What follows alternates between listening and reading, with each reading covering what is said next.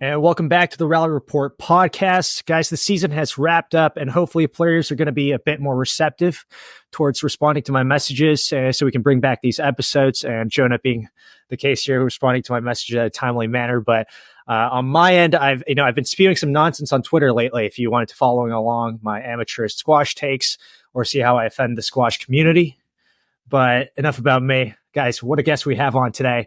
I don't think he's just confirmed with me that he hasn't done much of these podcasts, or either that or I just haven't done my research enough. But really, there's a lot of hype around him of how good he is already and how infamous his name is. But welcome, Jonah Bryant, to the pod. How are you? Hi, guys. Yeah, I'm all good. Thank you. How are you doing? Good. So is it the off season for you right now, or what's going on in your world? Yeah, I've just started my summer training 2.5 weeks ago. So I've just gone basically full into running 400 meters, 3-mile runs, circuits, all of that. Get me fitter and stronger for the season. Yeah. Has this off season been a bit of a change from other off seasons? Because I know you've essentially you're officially out of the juniors now, right?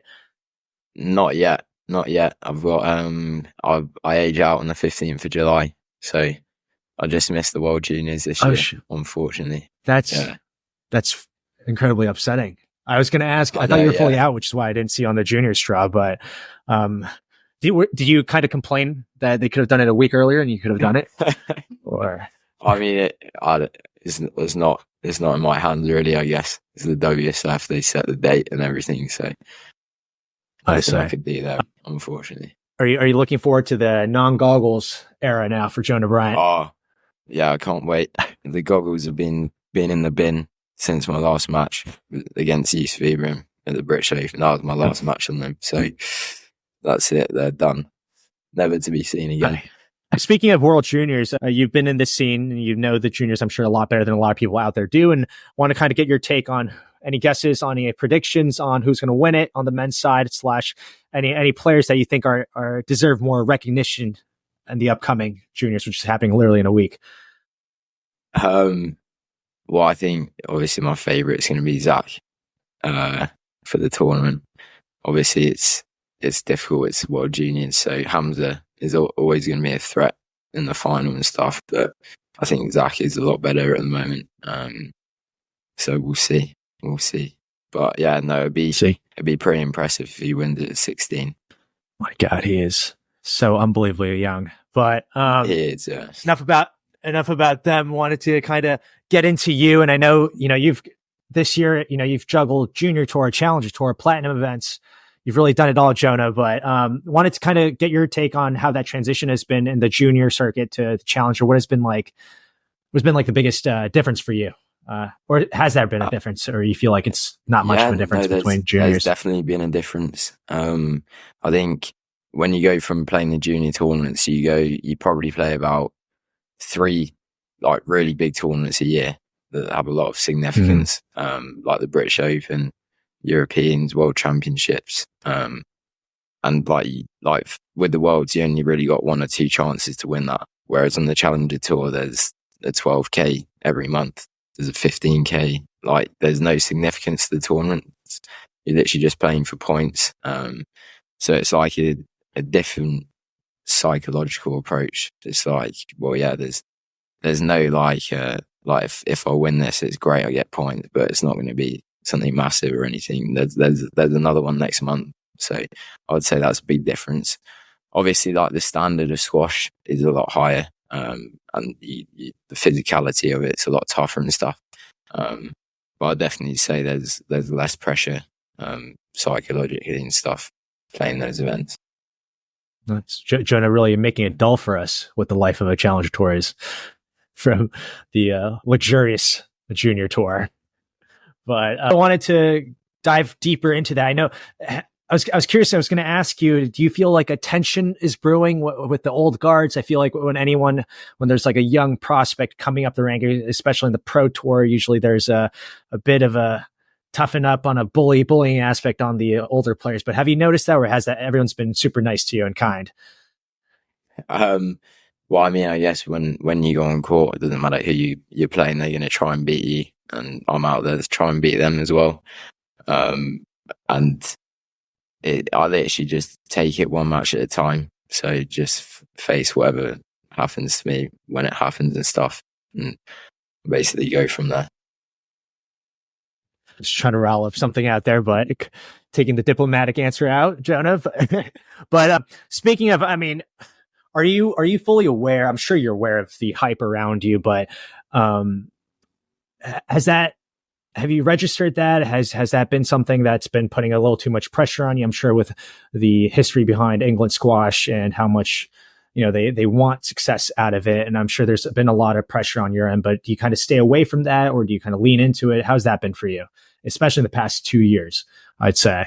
Well, I actually try not to pay any attention to it at all, because obviously like people can write what they want and stuff, but I haven't really done anything yet. So you're not there until you're in the top 10, or you're winning platinums, golds, and you're beating top 10 players and stuff. So like it's all well and good people beating me up. It's like, obviously it's not a bad thing. I'll just try not to pay any attention to it really. Just focus on the process of getting better and hopefully getting up the rankings. That's it really.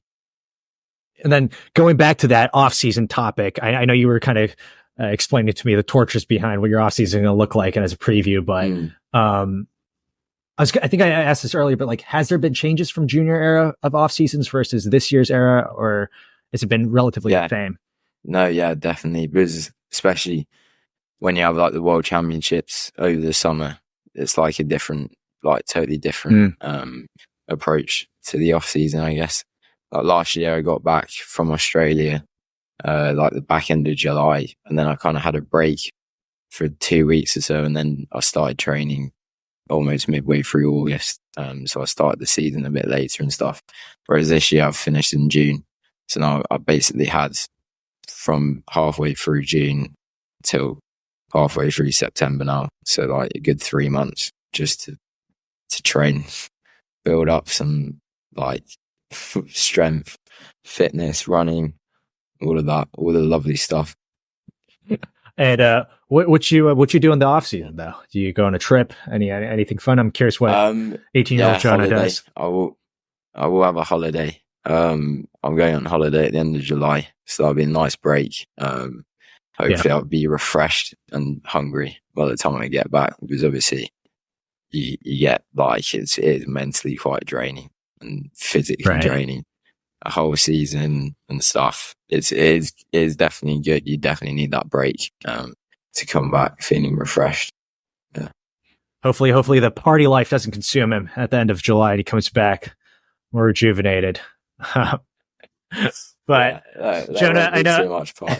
I know one of the headlines around you has been between you and Zakaria. I know the squash forums have gone wild. A couple months ago, I think, when they saw you and Zakaria train together at your coach Rob Owen's academy. But I would love to hear more tell us how you rate Zakaria's game, what your relationship has been like, and how that training thing got together. I was curious if you're welcome to him coming to the academy, or were you like, why on earth is he here right now? No, I was pretty happy for him to be there. But at the end of the day, he's like a generational talent, isn't he? There's a reason why he's so good for 16. And all right, I'm 2 years older than him, but yeah, you just got to like try and learn from people like that who are doing so well. He's obviously doing something better than a lot of people. So it was definitely interesting to learn off him in a way when he was here for a week or so. And the way he operates and stuff for his age is pretty impressive. And there's also like, he's always, you just know like, oh, if you miss a session, Zach's not missing a session. So that's always in the back of your mind, stuff like that. So that's what makes his game so special, you think? It makes it so tough as someone that young at his age. Why he is like physically he's very good. Obviously his racket skills are very good as well, but I think what stands out is how mentally tough he is, and just how mentally mature he is on court. like we played a match, practice match when he was down here, and he beat me 3-0 in about 70 minutes, and I was dictating all the rallies and everything. And he was fasting. He was fasting as well, but he just right. He wouldn't stop running. Like, he was dead and he just wouldn't stop. And a lot of players are gutsy and push and stuff, but he really does push hard, basically. So that's pretty impressive from him. Yeah. That's crazy. I mean, just to see your guys' rivalry, especially the past year or two, come about, is insane to think about. And it's also the way you guys have been tackling through that Challenger Tour. I think I was following along that Irish Open, which was a good win on your end, beating a couple top players too. But yeah, I was happy with that. Happy with that indeed. That's a good one. That's probably would you say that was the highlight of the season so far for you on your end? Yeah, that was definitely the highlight. But I think I was unseeded actually. So there was a few people I beat that I've never beaten before in that. So yeah, I was happy to win. Nice. And it was close to making the British Open your highlight of the season if you snuck that fifth game against Youssef. Yeah. No, that would have been a good win. But oh well, live and learn. How was that experience, by the way? Yeah, that was a great experience. Just obviously playing someone of Youssef's caliber in a venue like that, on the glass court, it was a great experience. I think he obviously was struggling a bit with his knee. I don't know what it was, but he wasn't moving properly at the start, which I was taking advantage of. But then he kind of played his way back into the match. But yeah, no, it was a very good experience. I'm not going to mess up from 1-love 10-6 next time. Lesson learned. Never again. Curious. Sure. What did I'm sure. What was Rob telling you in between games against Youssef? I'm curious what the tactics would be. If you don't want to give away too much here, but no. Well, I mean, he was struggling to move into the front left, so he was telling me whenever I can attack in front left. Also, obviously, Youssef's got a very deadly forehand, but if you can pin him in, if you can hit good quality to his forehand deep, he can struggle a bit there. But I guess so does everyone. But yeah, it was quite simple, really. Just try and play my squash, hit the target. So I've never asked this before, but what do you think of the glass floors compared to the wooden floors? I actually struggled in it. No excuse or anything, but towards the fifth come on, give me all the excuses. My feet would never been in so much pain. Obviously, because Youssef makes you do a load of big lunges, puts you in some really horrible positions. But my shoes were slightly knackered, but the floor towards the end of the game, my feet were absolutely on fire. Every lunge, I was in pain. Would you say there's less grip on it? It's weird. You've actually, in some ways, you've got more grip, and other ways you don't. So normally, if you're in a big stretch and you're lunging, you can slide on the wooden floor a bit better. So it's got more grip there. But then sometimes when you're pushing off on a glass floor, off the tee, sometimes your foot slips, stuff like that. I prefer a wooden floor, but we'll see what happens with it. There you have it, guys. There's Jonah Bryant's take on these new tech that PSA is trying to implement. My take is that it doesn't look aesthetically as nice as the wooden floors. I think there's something really cool with the contrast of the glass versus the wood on the bottom. But and then again, who listens? Another thing that the white lights really reflect off the glass floor when you're on court. So when you first go on, it's really hard to see the ball. You obviously do get used to it, but so there you have it. All the excuses on Jonah's end on why he lost to Youssef, but hopefully that won't happen again, especially on a wooden floor. Yeah, but I have no excuses on a wooden floor. But kind of want to pivot here, and I know I kind of briefly touched upon it, but speaking of Rob Owen's Academy, I know there's a huge relationship there, and I know it's no surprise that there's been a lot of press behind it with you and Rob's partnership and the influence he has in the squash world with his relationship with Paul Cole, and now, the success story you've been so far. But I'm curious to hear, how did that start about? How did you guys start working together? And what's so unique about him, would you say? All right. Well, I first met Rob when I was about 10. And I think when I was younger, so obviously I'm called Jonah after Jonah Barrington. So he was like intrigued to see me when I was younger, just to see if I was any good or not. So when I was 10, I first met him and he watched me play and stuff. And then originally I went down to his house in Devon. Charlie Lee was there actually, and his son Josh Owen. And we had like a little training camp when I was 11 for about 3 or 4 days. And then he was like obviously really busy with his academy and stuff, so I didn't go up again after that. But then he contacted my dad about 2.5 years ago and said basically, I've fallen off a cliff and I need some help. So wait, your dad sent him a message saying that? Or no, he actually contacted my dad, and then organised to go up, and the rest is history, really. He's been extremely generous with his time and letting me stay at his house and everything. I pretty much lived at his house for the last 2 years, and also his wife, Alison. She's extremely kind. She always makes me food, sometimes does my washing, stuff like that. No, he's just and he's never charged me anything throughout the 2.5 years of being coached by him. So I'm in a very lucky position to be coached by one of the best coaches for free, basically. Yeah. Why don't we talk about that time period where you fell off a cliff and no one heard from you after your initial maybe early days in the junior tour? But did you just fall out of love from the sport? What took you away from the game?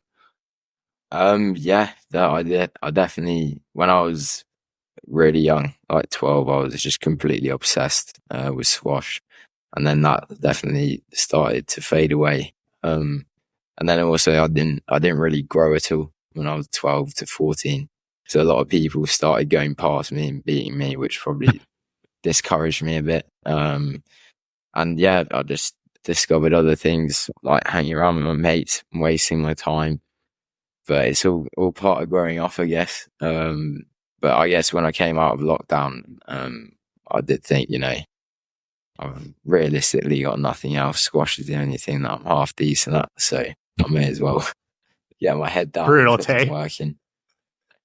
So, and yeah, then Rob obviously came in and he's helped me massively, because there is no way, there's absolutely no way I would, not saying that I'm anywhere special now, but I wouldn't be where I am now if it wasn't for him. So, And was it, were you very behind, what do you say, when you started working with Rob, or would you say you were already at a half decent level, so there wasn't like a drastic thing that needs to be changed for you to have been so successful in the past year or two, especially after COVID in the junior circuit? I wouldn't say I was like massively behind. On a world stage, I probably would have fallen back, but in England, I was still probably the best player for my age. But then I did it when COVID came. I didn't really play much, and I definitely grew a lot, which helped. But then when I came back, it was like I used to be by far kind of the best player, and then it got a lot closer between me and like the number 2 and 3 and stuff. But over the last like 2 years, that gap kind of got bigger again. But yeah, that was it. And how is his academy? Like, do you get to work with Paul Cole a lot? I know there's a lot of great players there, even in juniors. So we're like Paul Cole, there's Noah Gillis, and do you get to hit with them a lot and train with them a lot as well, or is it a bit separate of sessions? Well, I mean, Paul and Naylor obviously live in Amsterdam, but they come across to Rob's for like normally 1 week of a month. So providing I'm not away playing a tournament or something, when they're here, yeah, I'll be on court with Paul a fair bit, and Naylor. Also, which is obviously invaluable, getting on court with Paul. Like to be under that pressure and stuff, you can't recreate that any other way other than playing, a top 10, top 5 player in the world. Obviously, Paul's even higher than that. So I'm pretty lucky to get the chance to get on with him. There's also like Simon Herbert, who's around 50 odd in the world. He Rob coaches.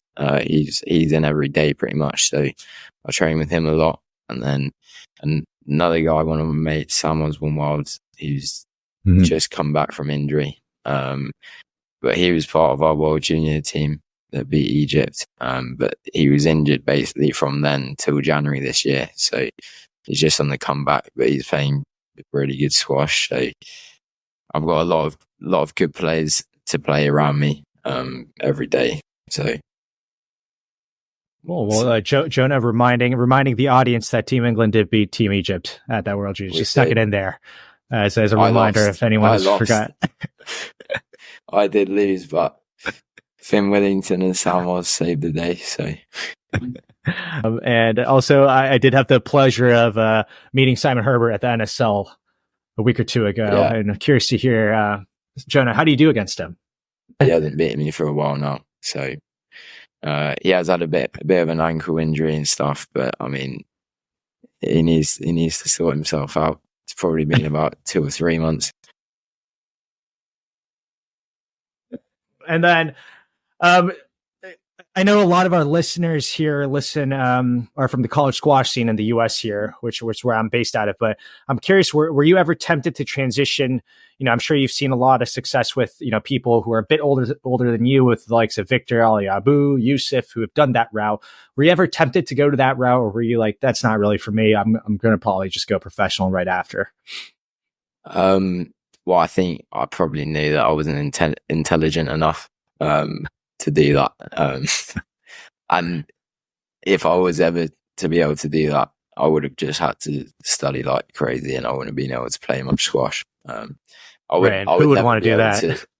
I know, yeah, definitely not me. But I would never be able to study and play squash.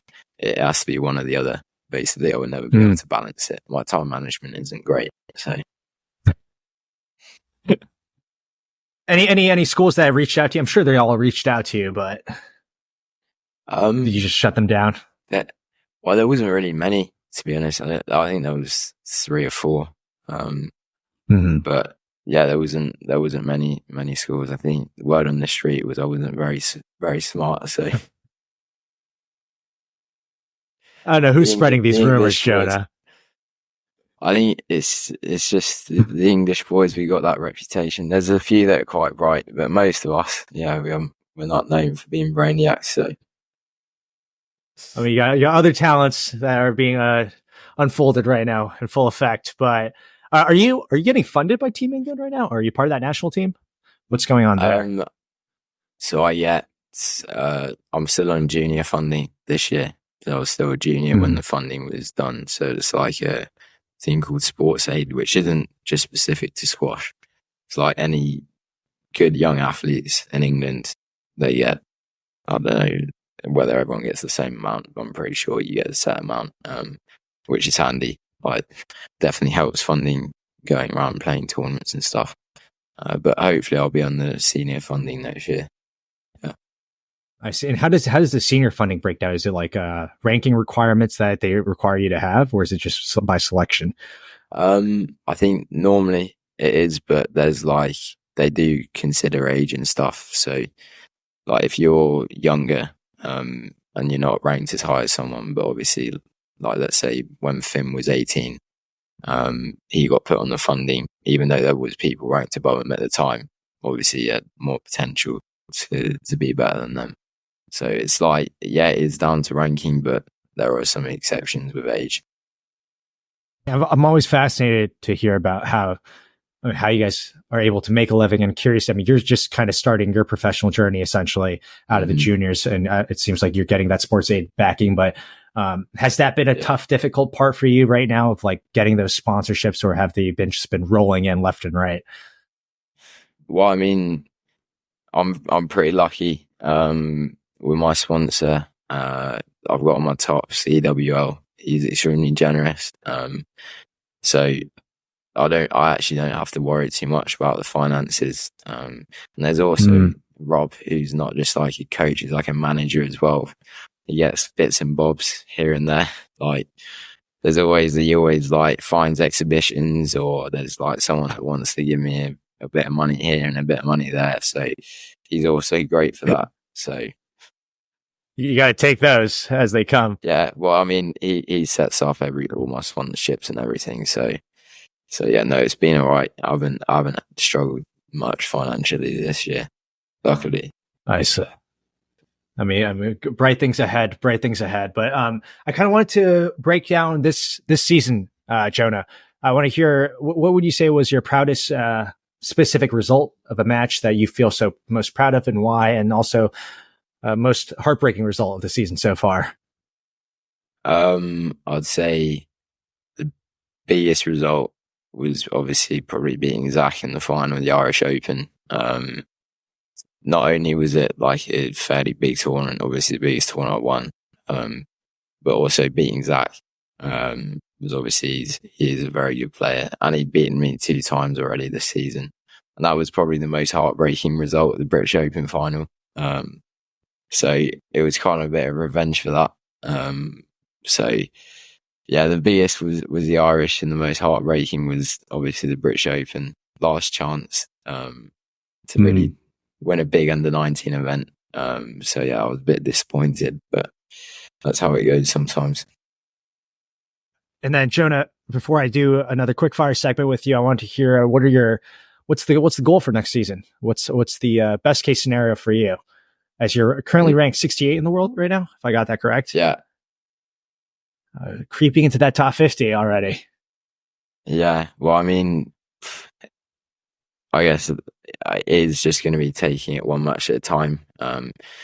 And they're like, obviously, I just want to climb the rankings as fast as possible. I've got no time frame on how fast I do that. I think everyone has their own route and everyone does it differently. So I'm not going to pay attention to what anyone else is doing, really just focus on myself, not put any pressure on myself to be in any position by a certain time, and just enjoy it. I'm pretty lucky to be 18, 19-year-old kid going around playing the sport I love for a living. And yeah, just enjoy it whilst it lasts. Because although, you know, I've potentially got another 15 years, maybe longer playing, it'll go by pretty quick. So just make the most of it. Maybe a couple Olympics in there, right? With the 2028 coming up.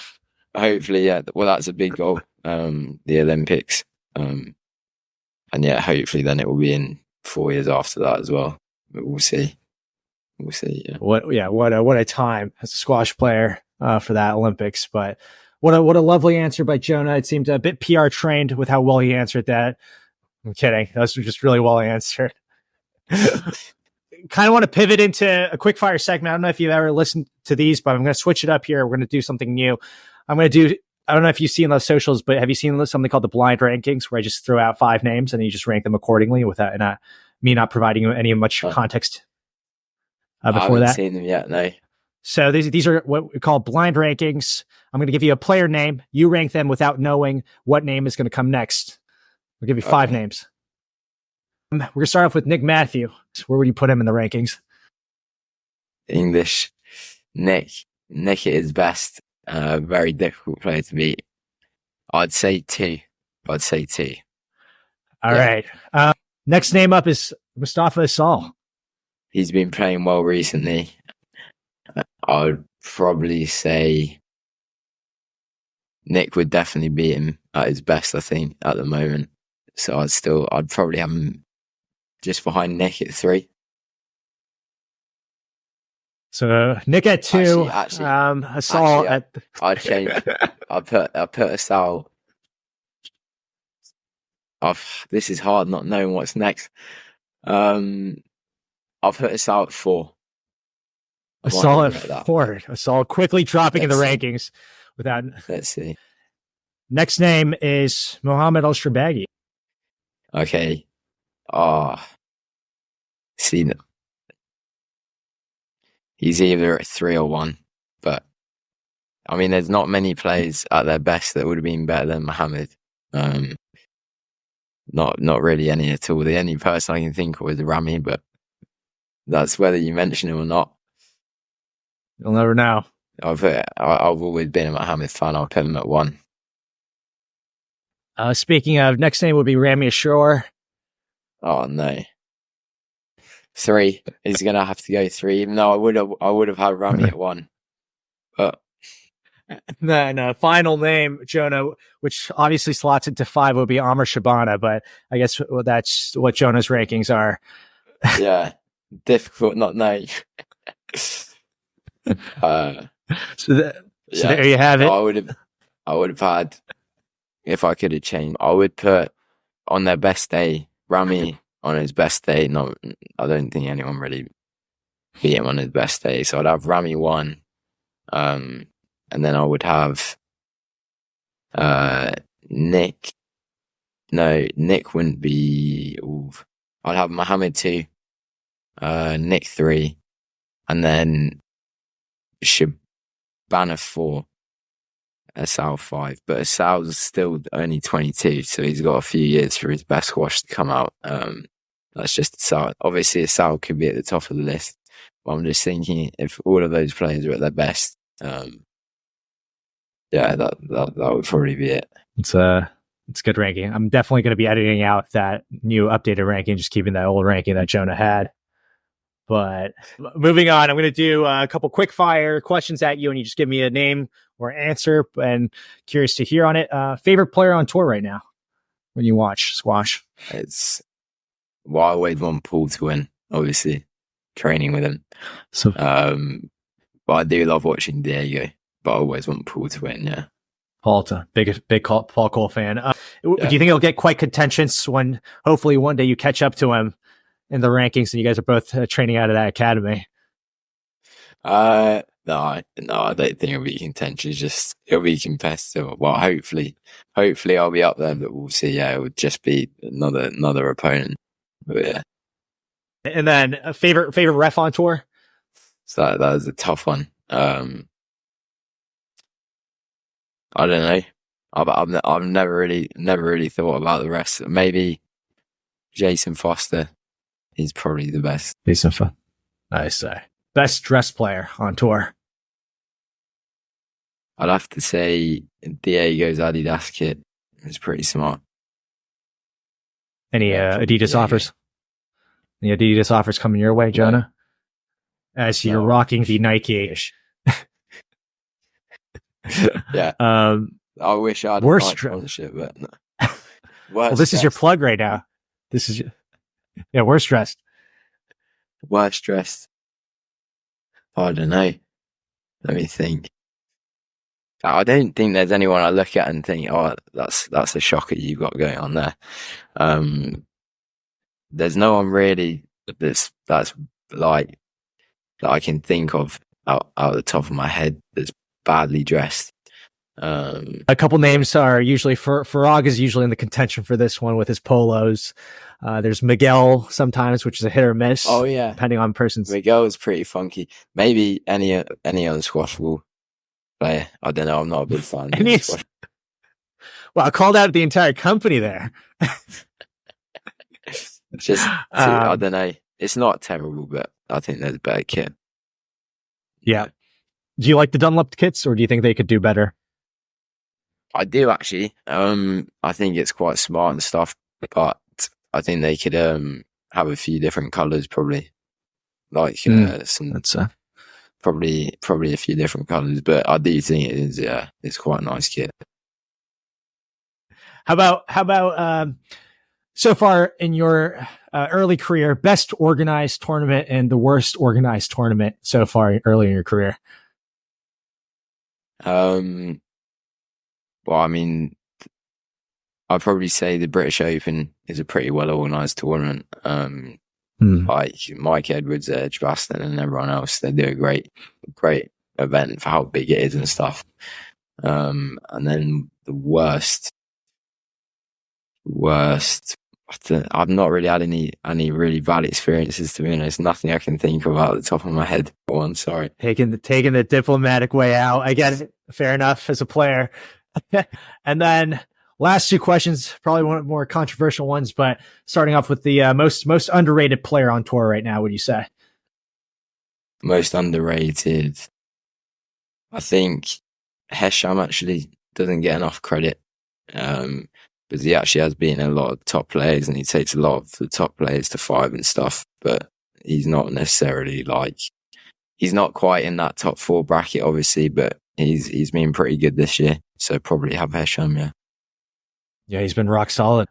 And then most overrated player on tour right now? To be honest, I would just say everyone's rated fairly.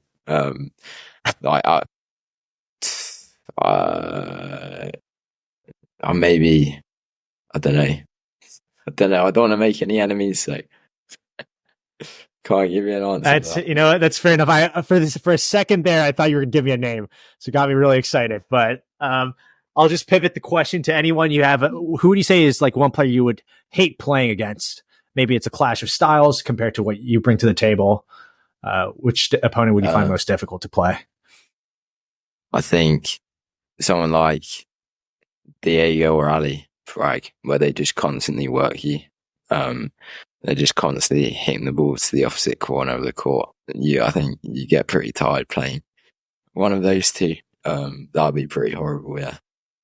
With all the track work you're going to do this off season, seems like it'll be easy for you. Ready for it. Well, no, you're never ready for it until you actually go on and get used to it with the top guys. But no, they'll be tough to play, those two. So going to wrap it up there. Jonah, thank you so much for coming on. And I know this is one of your first and hopefully many more to come. Maybe we'll revisit those blind rankings on a yearly basis and see how your answers change. And then maybe sometime put you on the list as well.